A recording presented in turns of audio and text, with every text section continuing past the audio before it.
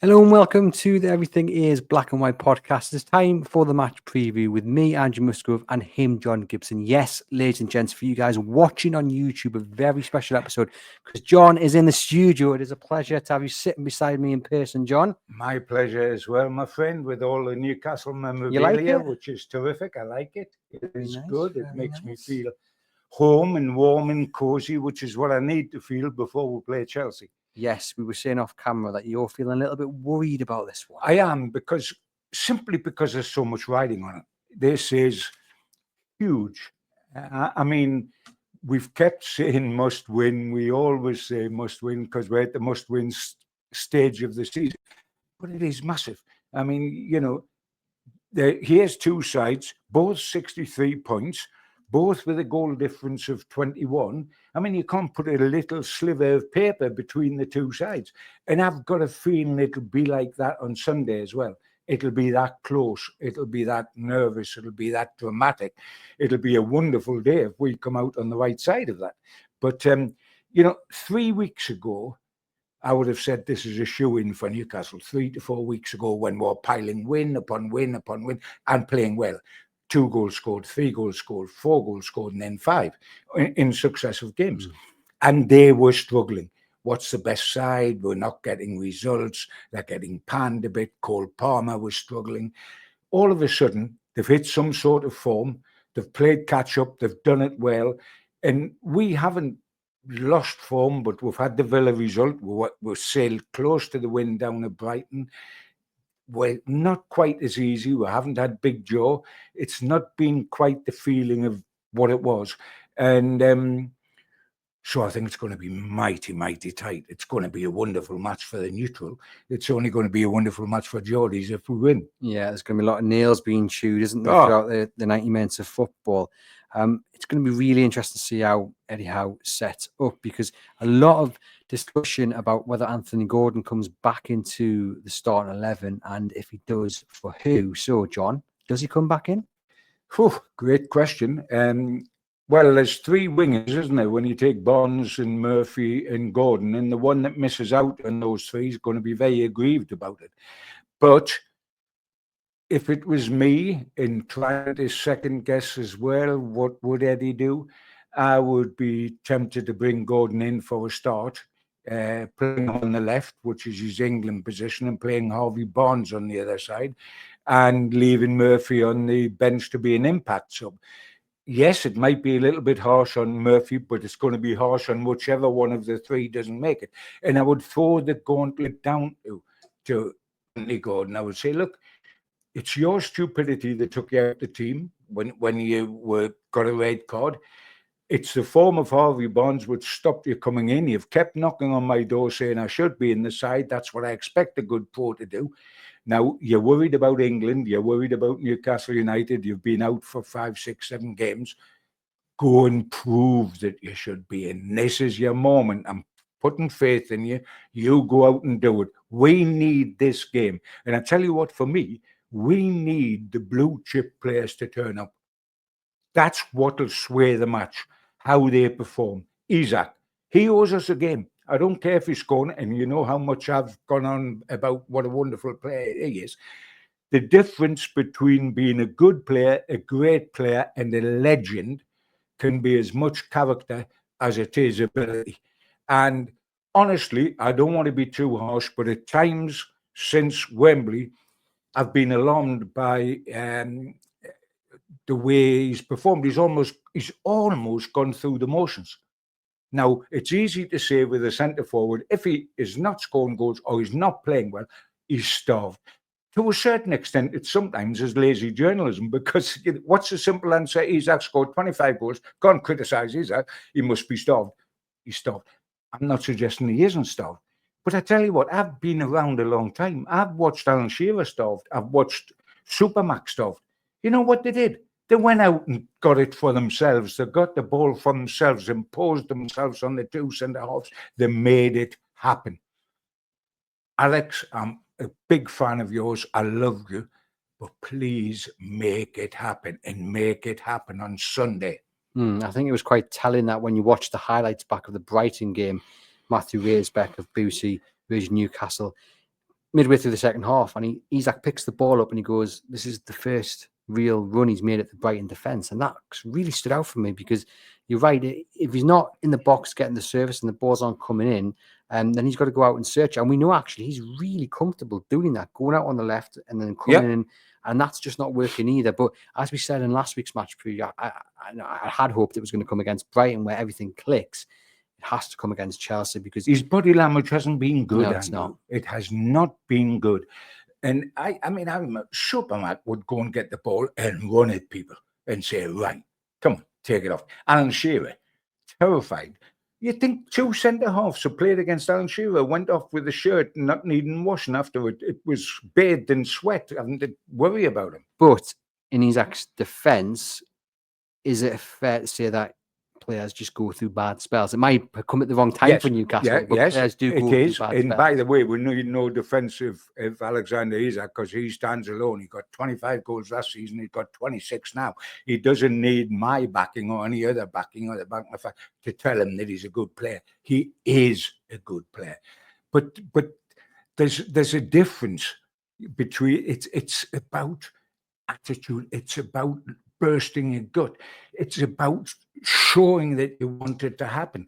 And, you know, sometimes, I mean, Alexander Isak early in the season, I'm sitting there and I'm tingling. And he's coming back and he's getting the ball and he's got the pace, he's got the feet, he's got the ability to do all sorts of things to make it happen on his own. He doesn't need feeding. I think people like Callum Wilson in his pump needed feeding. This is a centre forward that doesn't need feeding because he's that good. I'm not suggesting for 1 second, Andrew, that he doesn't care, but I want to see that he cares. He doesn't look happy. No. And that's probably the key difference, because a happy player is a player, I think, in form. And look, he's still scoring important goals for Newcastle now, but we need him to start finding the back of the net away from the penalty spot as well. And hopefully that does happen. What I also want to say, which is in defence of Manu, we need blue chip players to stand up. This is the time now, 3 games to go, Chelsea, ginormous. We should be looking at blue chip players. Isak, need him. Gordon, been out the side, come back in. Right, show us why you're so upset you've been out. Shows why you should be one of the first names on the team sheet. Tonali and Bruno, that midfield vaunted. Is it the best midfield in the Premier League? Etc. etc. Shows that when Joe Linton goes out and you haven't got him winning the ball at your shoulder, that you're still top dogs. Tonali, a little dip. Bruno can have games where he goes like a headless chicken and runs and tries to do too much and runs up cul-de-sacs, and I thought he had a game like that. We need those players. We need Tonali and Gordon and Bruno and Isak. Those 4 have got to step up against Chelsea. If we are to beat Chelsea, those 4 have got to step up. Of course, they need everybody else. It's a team game. But I'll be looking at those individually on Sunday and saying, you know, when you were on top of that coach and there was 300,000 people screaming in adulation, and you know how good that made you feel and how good you were, all of you, at Wembley. Would you like to do that again? Fingers crossed they do so. I mean, for what it's worth, I think he might start with Barnes and Murphy. I actually think Murphy's actually he loves Murphy. I think he's the shoe-in. I think he's the one that definitely starts on Sunday. So whether that means Murphy, yeah, I do. I find that staggering. That's not my personal choice, but I think that's what Eddie Howe will do. I think he will start with Murphy on Sunday, and then it's a flip of the coin between. You start Murphy before Barnes? I personally wouldn't, but I think he might.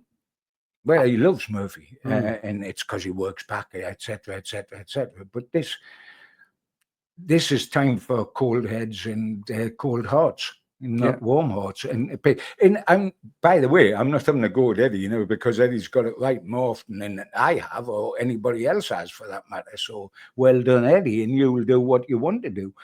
But I would. You can't drop Barnes at the moment for me because he scores goals, and I thought he was our best forward down at Brighton. By the way. I agree. So you know he should be the first of the 3 on the team sheet. Isak's on because he's got 26 goals. then there's the other position. I just think it's a moment to throw down the gauntlet to Gordon and saying, okay, here we go. You've been wanting to get in. You've got a few games on as sub. Now go and do it. We'll wait and see on that one. I agree. I think Barnes was the best player for Newcastle on Sunday. I think he's been the best player over the last few weeks. He's been absolutely superb. So it would be really harsh if indeed he was dropped from the side. But let's say he actually starts on the right, as you think he might do, and Gordon on the left. Do you worry about that, how that hits him? Because we know what he likes to do. Get down the left, cut inside, hit it with the right, curl one top corner. Can't do that on the right because he's right-footed. Do you look at that and say, well, actually, yes, we lose that from Barnes because he can't cut in, but what we gain is Gordon coming in on the left, who is, when everyone's on form, the better player in the view of many. He's the better all-round player, Gordon, but he's not the better finisher. Barnes is a better finisher than Gordon. He'll score. He's more cool and clinical in his finishing than Gordon is. But having him on the right kind of hinders him, doesn't it? Well, it hinders him from coming inside. But have you ever tried to, right-footed players used to play on the right and left-footed players played on the left. That wasn't rocket science. That was doing what come naturally to you. So let him go around the full-back on the other side, which is what he did on one of his goals. But if you're going to get Harvey Barnes and Gordon in the same team, somebody's got to have a pet lip because somebody's got to have to play on the right, and neither of them want to. So do you want them both in the team or do you not? And do you accept that, okay, they can both only play outside left? Jacob has done terrific. Jacob has had a season that's unbelievable, that I didn't think he could be as consistent as he has been this season. But it's a tough old world out there. And if it was me, and I'm not suggesting for 1 second that Eddie will do it because Eddie loves Murphy. But if it was me, I would want Harvey Barnes and Gordon in my side. And the only way I can on Sunday, and because they're big time players in what's a big time match. And the only way I could get them in is by leaving Murphy out. Gordon tends to rise to the occasion as well when you have these big games. I think of performance against Manchester City and Arsenal in the League Cup semi-final as well. And you put him on the left, he'd likely be going up against Casido, who is obviously a midfielder, really, but he's been playing it right back, or at least he did against Liverpool in the game Chelsea won 3-1. That is a battle that surely Anthony Gordon, if indeed Casido did play right back for Chelsea, he'd be rubbing his hands at. Well, Gordon's got to be chomping at the bit. He was potentially earlier this season, before Isak did what he did again last season, now number one player. He was playing for England. He was doing everything. He was the first name on the team sheet. All of a sudden, for about 6 or 7 or 8 games, he hasn't even been on the starting team sheet. So he's got a point to prove to himself and to Eddie. He's got a point to prove to Eddie as far as he's concerned. Eddie, you haven't been picking me. You could have picked me after my ban.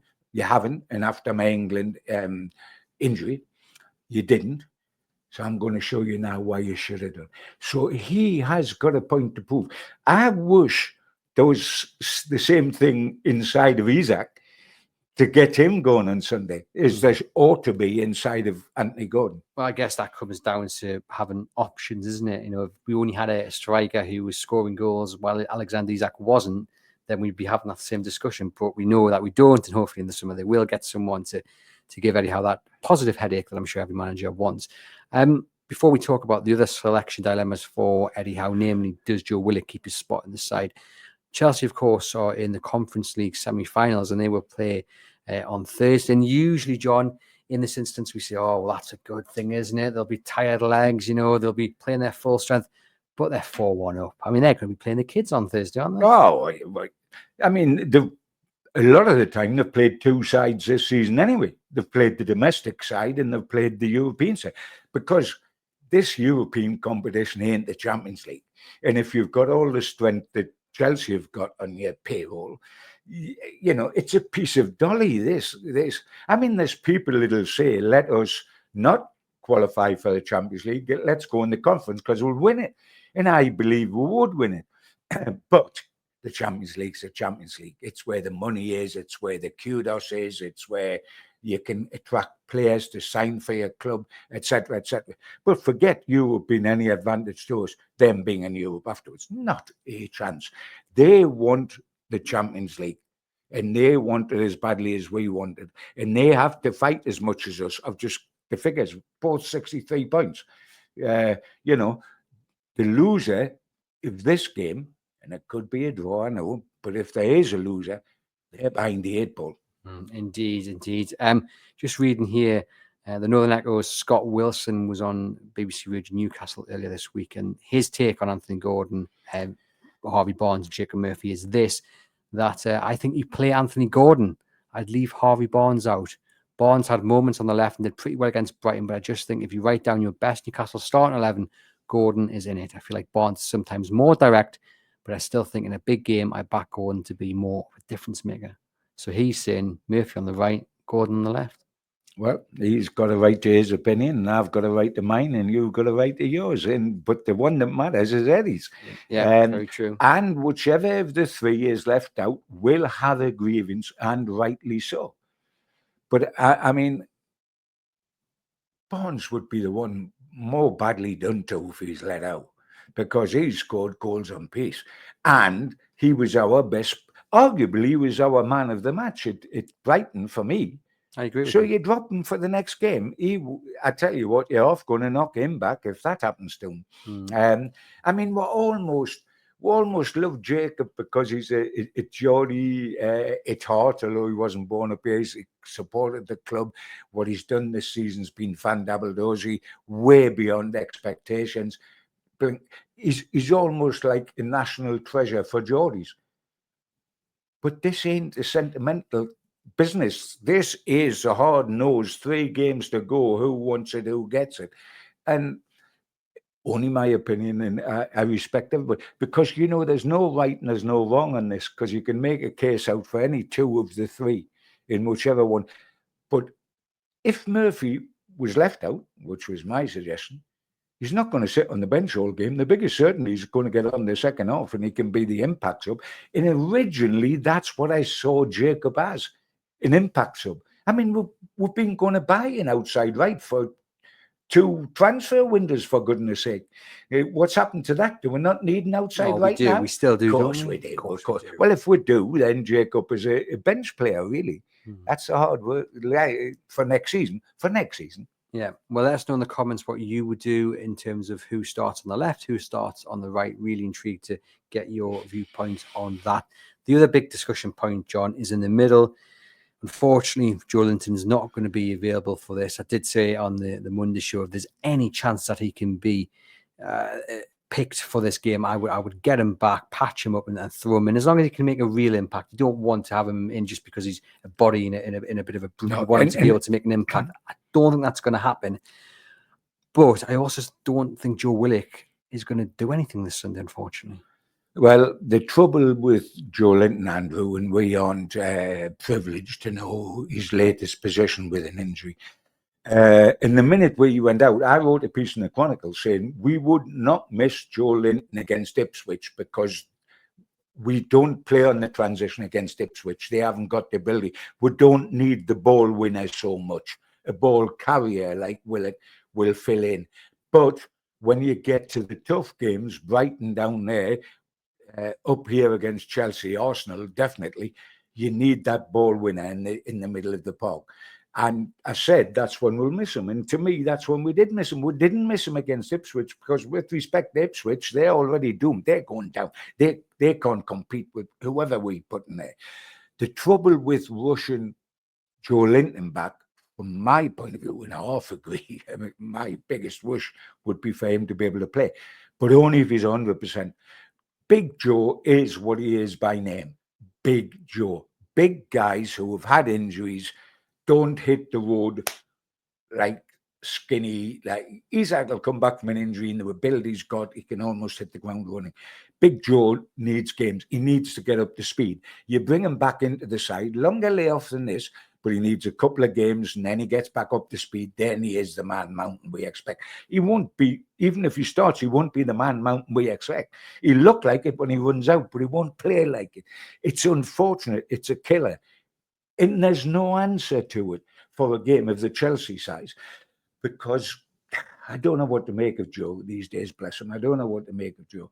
The impact guy he was when he first came here. He's a terrific athlete. He's the best ball carrier from box to box we've probably got. But the impact's nothing. He plays with his head down. He plays in blinkers. He doesn't get his head up and see the full picture.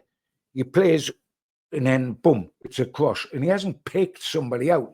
It's just there. And somebody's on it or they're not on it. He is not justified his position in the side. Miley's a kid. Miley's going to be a good player. Miley is a good player. He's going to be a better player. But is he at 19 this week, or is he ready to boss a game like this game's going to be? And they've got strength in midfield.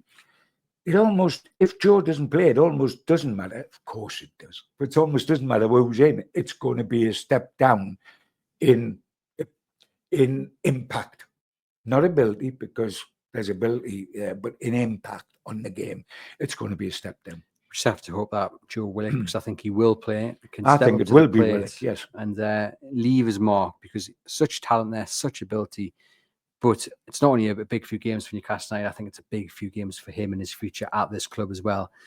Because come the summer, he's failed to make an impact in these last few games. And I know it's all about squad depth next season. Someone comes in with a £20 million bid. I think. But you know what, Andrew? Yes, you're right from Newcastle's point of view. But you know what? Who's going to come in with 20 million the way he's playing? That is true. That is true. And it maybe re-emphasizes the point that some people have made over the last few weeks, actually, that if you do take out any one of those midfield three of Tonali, Bruno, Joe Linton, then what are you really left with? You know, players who are good, but not players on the same level. And obviously, they haven't got. We've kept talking about having six in midfield, haven't we? Forgive me, with Longstaff and Willock and Miley.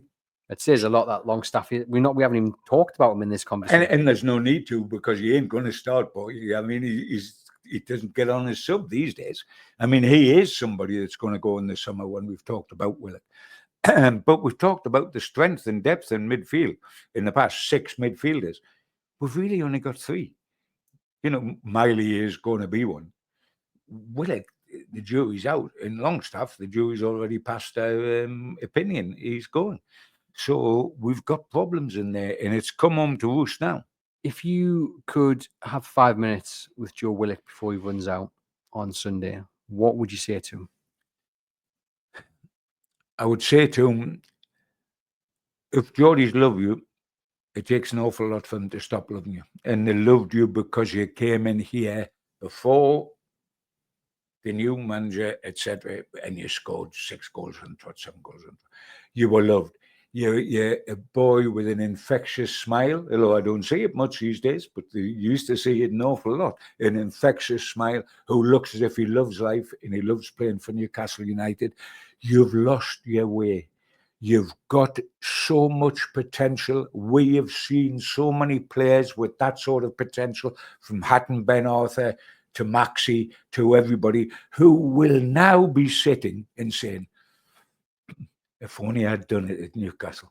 Maxi, I could have won the cup. I could have been on top of the bus with the cup. Hatton Ben Arthur, I could have been Newcastle United legend. You have a long time to think about why it didn't happen with the talent you're blessed with. Don't let that happen to you. You've still got a chance to put that right. It's too late for the other guys. Their chance passed them by. All they are left with to keep them warm in the winter months is regrets. Don't be the same. Start against Chelsea. Go down and do it against your old club, Arsenal. And all of a sudden, the sun's out and you're on the right side of the street. I mean, he's only 25. Oh, I know. The best years are ahead of him. And we just have to hope that it clicks. We've got to hope they're the best years. They ought to be the best years ahead of him, but we've got to hope they are. Well, fingers crossed that starts on Sunday and he puts in a stellar performance, because yeah, I think he will be alongside I think he Bruno will. and Tonali, and the rest of the team really picks itself, doesn't it? Yeah. It picks itself. Sven Botman's not ready to start. It's lovely to see him get a few minutes, and we need him to do that. And you never know what's going to happen with injuries, but he's not going to. That Byrne and Schar are not going to be left out the starting 11 for Botman at this stage of proceedings, and especially not with a match as vital as this is.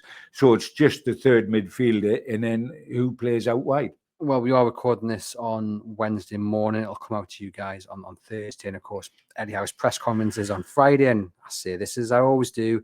We don't know what Eddie's going to say. If he tells you today is indeed Wednesday, I'm checking the calendar. But Fabian Schar left the pitch against Brighton and looked in some discomfort. He always leaves the pitch looking in some discomfort. Doesn't ever look happy, does he? No, but he always looks as if he's got a twisted sock. If some injury, I mean, it's almost compulsory now for to see Fabian go off and think, oh, he's a bit of. But you know what? He always appears the next game. Well, that's what I was going to say. Eddie Howe, of course, was asked about it after the Brighton game, and he said, "I'm not 100% sure with Fabi as he was limping. I don't know if it's cramp or a muscle issue. I need to check." So that those checks would have happened this week. Kieran Trippier also left in a bit of discomfort, but yeah, Howe said that he thinks it was just cramp. I mean, look, Newcastle United need Fabian Schar this Sunday, don't they? I mean, if he is missing, and we hope he's not, and like you say, he always appears anyway. But if he does miss out, I mean, it'll be a it's either Kraft or it's Botman. Would you bring Botman straight in, or would you play Kraft? Because it's all about percentages, isn't it? We know the better defender is, but who's fit? Botman played with Byrne not so long ago before his last injury, and I would tend to go with that if I could.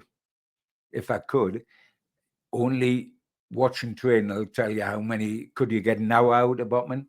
But I don't think it'll come to that. I mean, Fab, bless him, always leaves with a twisted sock and then always runs out like a teenager at the start of the following game, and I think it'll happen.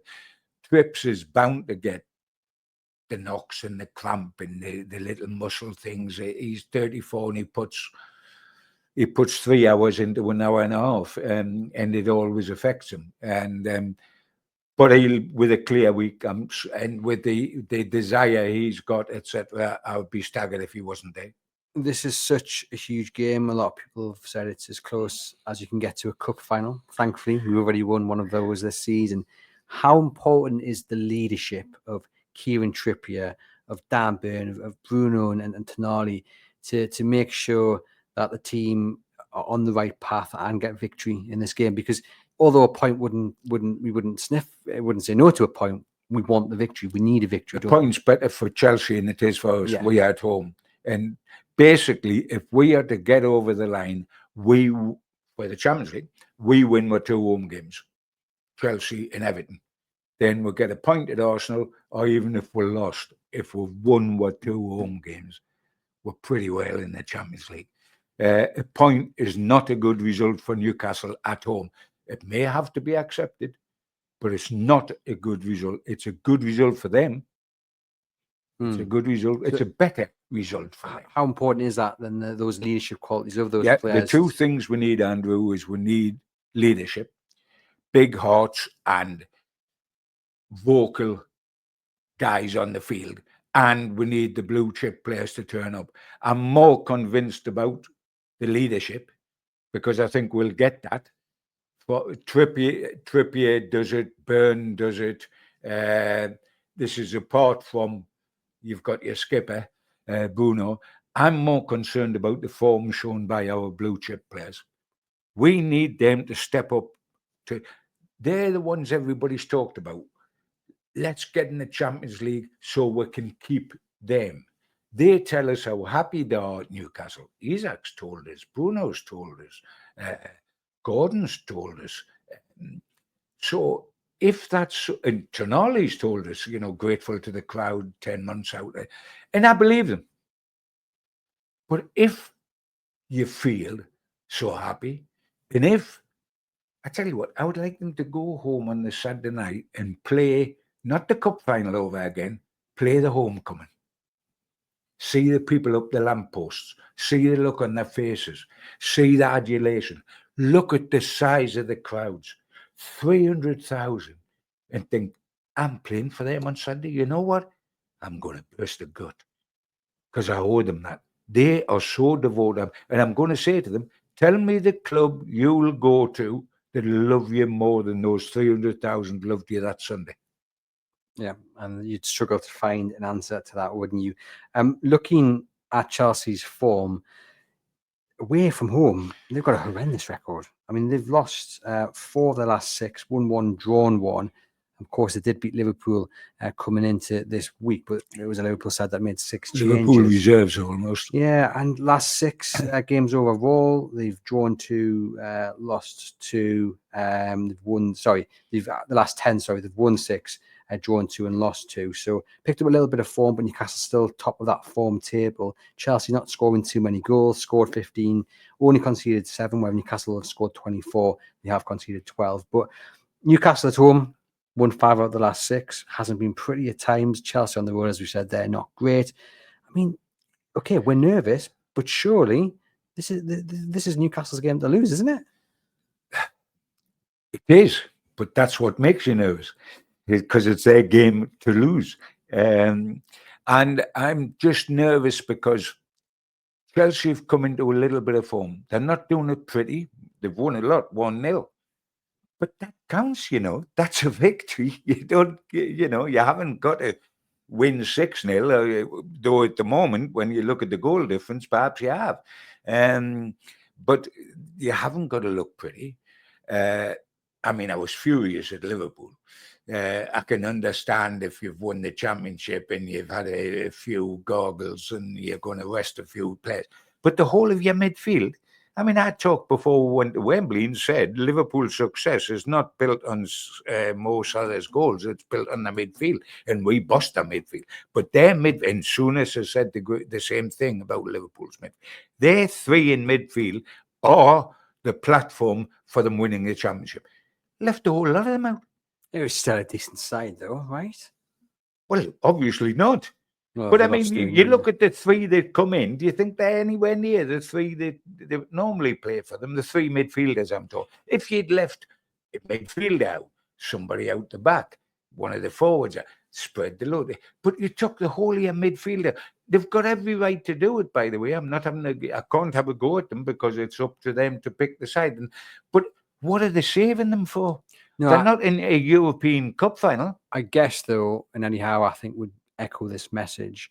This is still in Newcastle's hands. Champions League qualification is still in Newcastle's hands, regardless of what happened at Liverpool, Chelsea. Newcastle in such a strong position. What would have been the stronger position if Chelsea hadn't got the 3 points they got? Undoubtedly, but Newcastle, if they miss out on the Champions League come the end of the season, which I don't think they will do, but if they did, we're not looking back on Chelsea versus Liverpool. We're looking back on them losing it against Chelsea or losing it against Everton. Of course we are. And I think we can. And I understand because we're so nervous because it's there. We can taste it. We can touch it. I get it. But I think there's been a lot said about that Liverpool starting 11, which has just maybe been a bit of a distraction from the reality of the situation. That this is Newcastle's Champions League spot to lose. Beat Chelsea.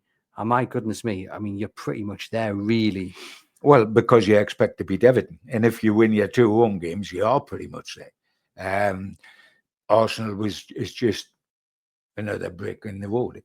But you've got to beat Chelsea first. Cole Palmer would worry you because he's been asleep for the last 18, 20 games. And all of a sudden, not just scoring, it was a penalty, but that's what Isak scores now. But he was quality on the day. He was back to the old Cole Palmer. We've got to sit on him. We've got to sort him out. And we haven't got Joe Linton to do it. No, I guess the question I would pose to you then, given that Chelsea beat Liverpool relatively comfortably, Palmer was back on form, is Newcastle United starting 11 on Sunday better than that starting 11 that Liverpool put out, do you think? Oh, sure, because the starting 11 Liverpool put out wasn't that Premier League Championship side. And also the guys that were, they've got the flip-flops on. For goodness sake, there's nothing at stake. They've won the title. they can win the last 4 games, or they can lose the last 4 games, and it doesn't change a jot. And then not. It's interesting that, you know, he left some outlets, but it wasn't because they had a European final to come, like, say, Manchester United or Spurs or Chelsea in the conference, even certainly Arsenal with the second leg of Paris Saint-Germain tonight. You know, but as you say, that was for then. All I was concerned about with what Liverpool did, it fed into Chelsea's feeling of resurgence, that we're just coming at the right time, we're getting results. It fed into that in Chelsea's side. That was the only thing. But no, it's down to us. It's always been down to us. And it was down to us to make certain we got the point I felt we deserved at Brighton. Because if we'd lost 1-0 and there was only a minute and a half to go, if normal time, there was another 9 minutes. But if we would have lost 2 out the last 3, and would have lost 2 away games on the bounce. Would have lost so we had to rid ourselves of that, and we did. And I don't think it was a fluke. I think on the game we deserved a point. We did enough. They certainly didn't do enough to win. So, you know, that was fine. But it is down to us now. If you forget the opposition, 2 of the last 3 games are at home. And at home with that crowd and the feel-good factor there is now, having won a trophy this season and being up in the top 5, it ought to be enough to get us over the line. Well, being at home is obviously a massive advantage. Early kick-off on a Sunday, though. A little bit worried about that? Yeah, I mean, you just don't have bacon and eggs for breakfast, do you? That's all. No, again, like, we're not going to say, as you said with me when I was on about Liverpool, if Newcastle don't make it, we're not going to say it's because of the Liverpool team selection. We're also not going to say it's because it was 12 noon on a Sunday when we had to play Chelsea. Just go out and get the job done. Yeah, indeed. And I tell you what, by the end of Sunday, the pictures, well, it might not look a lot clearer. It might look worse, it might look better, and everyone might still be within a point of one another. But I mean, Sunday, you've got Forest at Leicester, and you've got Arsenal away at Liverpool. Saturday, you see Villa taking on Bournemouth, which will be a really tough game for Villa. Hopefully Bournemouth can win that one. And Man City, of course, just at Southampton, so we'll write that one off. Yeah, but certainly going to be an interesting weekend. And John, all that remains to be done then is to get your prediction. How is this one going to go? Well, I'm going to say this as much with my heart as with my head, but I think we'll win. I think I'll have no fingernails left. I think Geordies will be hoarse with shouting in support of their team, and Geordies that aren't in St James's Park will be hoarse shouting at the television screens. I think we'll win. I think it will be so close it's untrue over the 90 minutes plus whatever time. 2-1 I'm taking as the score if we've got to go to scores. But as long as we win, I don't care what the score is. It's the 3 points that matter. But I think it would be close. I can't see us running away with it, nor can I see them running away with it. I think it'll be very, very close. I would think something like 2-1. But having sweated through this season, which seems like it's been such a long season, haven't cared as much, having ridden the fucking Bronco all season, having touched the skies when we won the cup, and having looked at the greatest double we can get, which is winning a trophy and going in the Champions League, I'm not going to say we're not going to do it now. So I'm taking us to beat Chelsea. Yeah, I think it'll be Chelsea, and I think it'll be close. Goes without saying, the early goal, I think, is absolutely key. But Newcastle have shown against these sides who some say are bigger than them that they can certainly step up when it matters. Final question to you, John. The cup final experience, winning that, how much does that put them in good stead for, again, as I repeat, as I said earlier in the show, for a game that is nearly as big as the cup final? It ought to put them in great stead because it ought not to put your flip-flops on. You know, a lot of teams win a cup final, they've got their flip-flops on. Liverpool win the title, got their flip-flops on at Chelsea. There's another prize here. It's arguably, to some people, as big as winning the cup final. Not to older guys like me that went through the 70 years without a domestic trophy, but getting a trophy was everything. But there's people that argued before Wembley that getting in the Champions League was as big as winning a trophy. And we can do both now. What I would say to them, and I've already mentioned it on here, is spend your Saturday night, forget looking at telly and forget what is the latest variety show on or what's the latest police drama.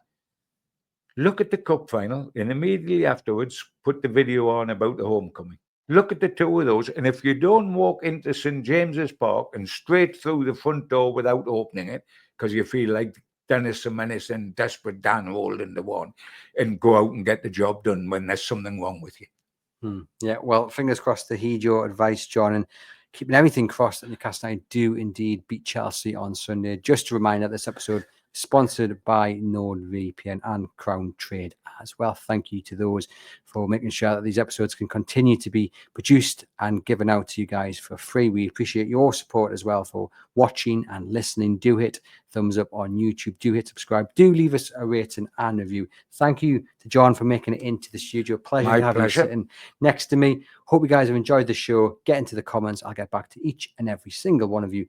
And for myself and John, we'll see you guys next week.